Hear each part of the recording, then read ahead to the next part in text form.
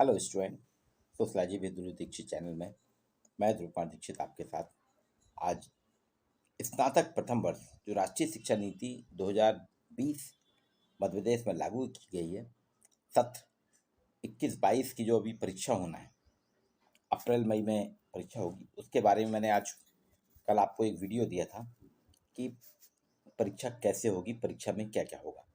उसी संदर्भ में परीक्षा की तैयारी से जुड़े हुए एक और महत्वपूर्ण बिंदु पे आज आपसे चर्चा करूंगा। जब आपने एडमिशन लिया होगा, प्रवेश लिया होगा और क्लासें अटेंड करते रहे अभी तक, बीच में आपकी एक बार परीक्षा भी होगी, आंतरिक मूल्यांकन, तो आपको जानकारी दी गई होगी और मध्य प्रदेश शासन के उच्च शिक्षा विभाग द्वारा जो सभी विषयों के साइट में डाले गए हैं सिलेबस पाठ्यक्रम, उसमें भी अंकों का विभाजन है।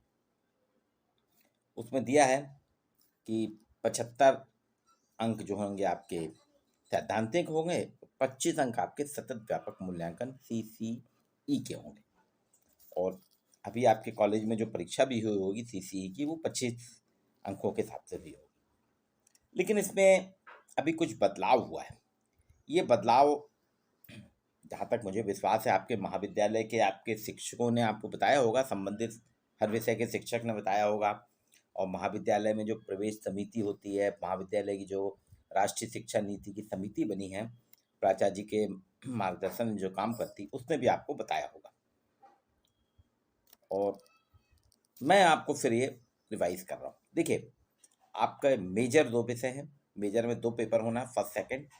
माइनर में 1 होना है, वो मेजर के 2, माइनर का 1। वोकेशनल स्टडीज जो है उसमें 1 पेपर। ये 400 नंबर के पेपर हैं आपके, 100 2 घंटे के पेपर होंगे। इसमें आपको पहले 75 नंबर जो विश्वविद्यालय से आने वाले प्रश्न पत्र था, वो घटा के 5 नंबर उसके, वो 70 नंबर कर दिया। और आपका सतत व्यापक मूल्यांकन जो 25 अंकों का था, उसमें 5 अंकों की वृद्धि करके उसको 30 अंक का कर दिया गया। अब देखिए, आपके पास ये जो है, ये आपको एक बेनिफिट हुआ है आंतरिक मूल्यांकन का। सतत व्यापक CCE के बारे में कहा जाता है कि ये क्या है। सतत व्यापक मूल्यांकन खाली आपके परीक्षा पास करने से नहीं है, उसमें आपकी उपस्थिति के भी 5 अंक रहते हैं। वो जो 30 अंक हैं, 5 अंक आपकी उपस्थिति के हैं। फिर आपके व्यवहार पे, आपके सकारात्मक व्यवहार पे, आपकी विषय के प्रति समझ के, अंडरस्टैंडिंग के, इस तरीके से 30 अंक होते हैं। तो आप रेगुलर अपने महाविद्यालय में आ रहे हैं, अपने शिक्षकों के साथ आपका व्यवहार अच्छा है, आपके विषय की समझ अच्छी है, आप विषय को समझ रहे हैं अच्छे से, विषय पे जो डाउट्स होते हैं उन डाउट्स पे आप क्लियर करने के लिए अपने शिक्षक से जब भी चर्चा करते रहते हैं। तो ये 30 अंक जो हैं इस पे, और 70 अंक का आपका विश्वविद्यालय से जो प्रश्न पत्र आएगा वो 70 अंकों का रहेगा। यहाँ पे एक चीज़ और क्लियर कर देता हूँ, किसी भी भ्रम में ना रहें।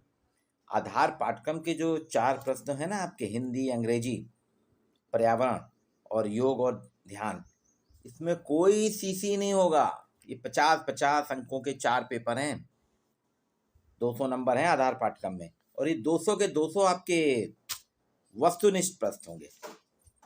इसमें कहीं लिखने वाला काम नहीं, आपको सिर्फ गोला बनाना है सही विकल्प पे।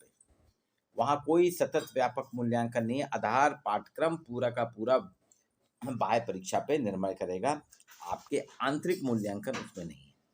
2 घंटे का पेपर है, आप लोग 3 घंटे के मुगालते में बिल्कुल भी ना रहें, 2 घंटे में आपको परीक्षा देना है।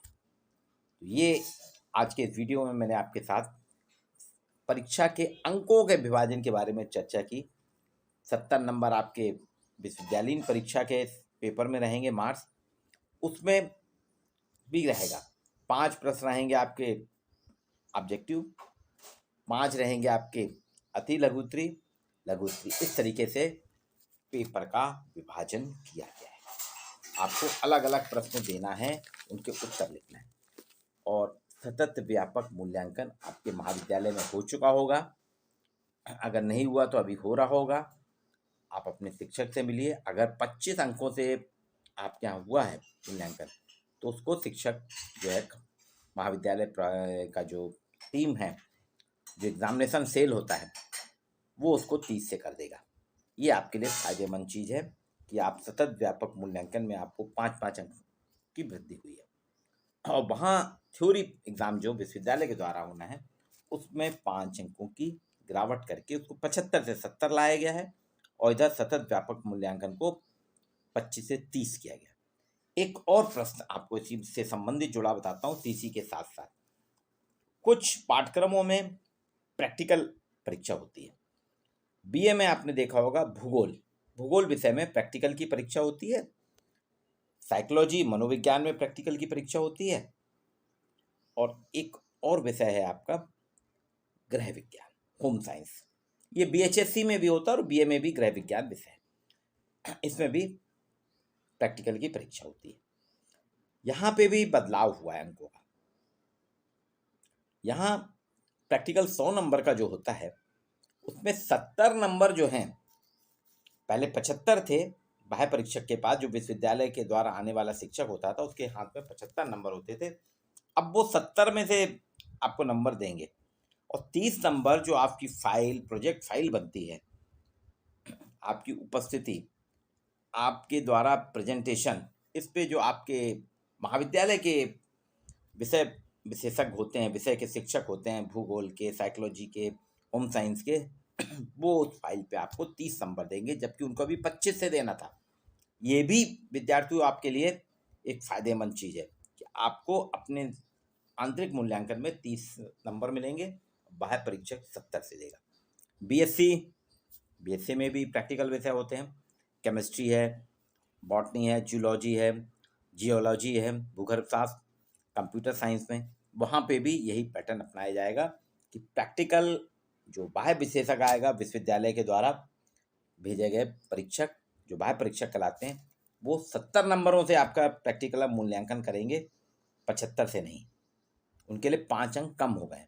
और आपके आंतरिक शिक्षक, जो आपके महाविद्यालय के शिक्षक हैं, जिन्होंने आपको प्रैक्टिकल कराए हैं, केमिस्ट्री के, बॉटनी के, जूलॉजी के, जियोलॉजी के, भूगोल के, साइकोलॉजी के, कंप्यूटर के, गृह विज्ञान के, बीएचएससी में भी गृह विज्ञान में जो कराए गए होंगे प्रैक्टिकल, तो उनमें फाइल का संधारण, अपने प्रपत्रों का संधारण, आपकी उपस्थिति, सामान्यतः सीसी में 30 नंबर जो है उसमें 5 नंबर तो आपकी उपस्थिति पे है, और 25 नंबर आपके विषय की समझ में, अंडरस्टैंडिंग ऑफ सब्जेक्ट पे है।